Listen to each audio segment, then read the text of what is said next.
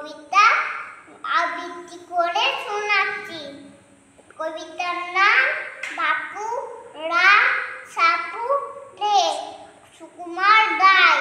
বাপু রা সাপু রে, কোথা যাস বাপু রে, আয় বাবা দেখে যা, দুটো সাপ রেখে যা, যেই সাপে চোখ নাই, শিং নেই, নখ নাই, ছোটে নাকে কি হাঁটে না, কাউকে সে কাটে না, করে নাকো ফুস ফাঁস, মারে নাকো ফুস দাঁত, নেই কোনো উৎপাত, খায় শুধু ফুল ভাত।